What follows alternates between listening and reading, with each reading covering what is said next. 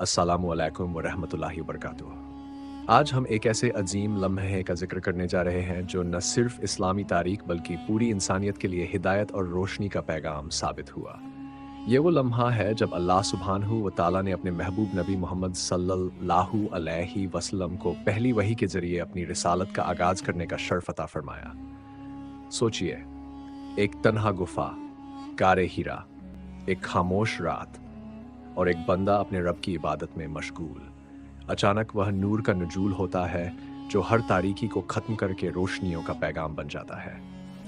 जब जिब्रील अमीन अलैहिस्सलाम पहली बार अल्लाह का कलाम लेकर नाजिल होते हैं और फरमाते हैं, इकरा, पढ़िए, ये वह पहली वही थी जो एक ऐसे दौर का आगाज़ बनी जो दुनिया के लिए हिदायत और रहमत का पैगाम लेकर आया।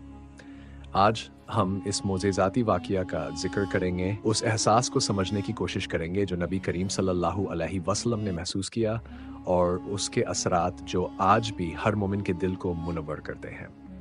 तो दोस्तों, इस वीडियो को आखिर तक ज़रूर देखें क्योंकि ये न सिर्फ इल्म का ज़रिया है बल्कि आपके दिल और रूह के लिए एक नया जज्बा भी पैदा करेगी। आइए नबी करीम सल्लल्लाहु अलैहि वसल्लम के उस मुबारक सफ़र का आगाज़ समझने के लिए बात शुरू करते हैं।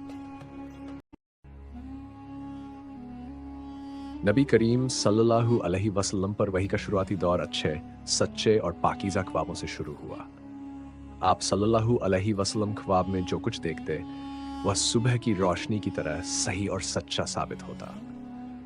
फिर कुदरत की तरफ से आप सल्लल्लाहु अलैहि वसल्लम तन्हाई पसंद हो गए और आपने सल्लल्लाहु अलैहि वसल्लम गारे हिरा में खलवत नशीन होना इख्तियार किया और कई कई दिन और रात वहाँ लगातार इबादत, याद इलाही और जिक्र फिक्र में मशगूल रहते। जब तक घर आने का दिल न चाहता, तोशा, खाने पीने का सामान साथ लिए वहां रहते। तोशा खत्म होने पर ही बीबी खदीजा रजी अल्लाह अन्हा के पास तशरीफ लाते और कुछ तोशा लेकर फिर वापस खलवत गुजीन हो जाते।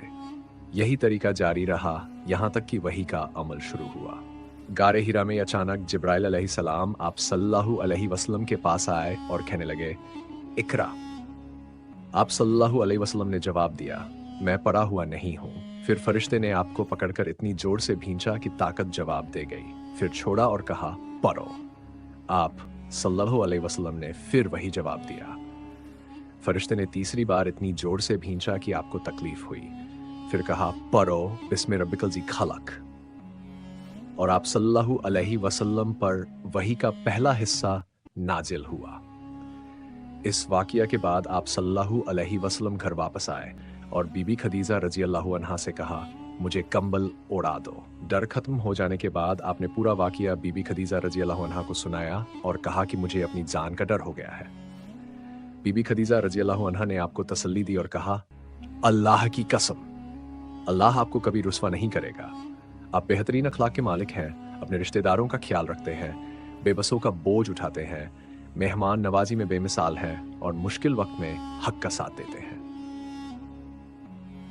फिर तसल्ली के लिए बीबी खदीजा रज़ियल्लाहु अन्हा आपको वर्का बिन नौफल के पास ले गईं जो उनके चाचा ज़ाद भाई थे और नसरानी मजहब इख्तियार कर चुके थे। वर्का ने आपका वाक़िया सुनकर कहा, यह वही फरिश्ता है जो मूसा अलैहिस्सलाम पर वही लेकर आया था। काश मैं उस वक्त तक जिंदा रहूं, आपकी कौम आपको इस शहर से निकाल देगी। आप सल्लल्लाहु अलैहि वसल्लम ने हैरानी से पूछा, क्या ये लोग मुझे निकाल देंगे? वर्का ने जवाब दिया, हाँ, ये सब सच है। जो भी हक लेकर आया लोग उसके दुश्मन बन गए।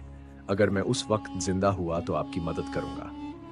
लेकिन वर्का कुछ दिन बाद इंतकाल कर गए और वही का सिलसिला कुछ अरसे के लिए रुक गया।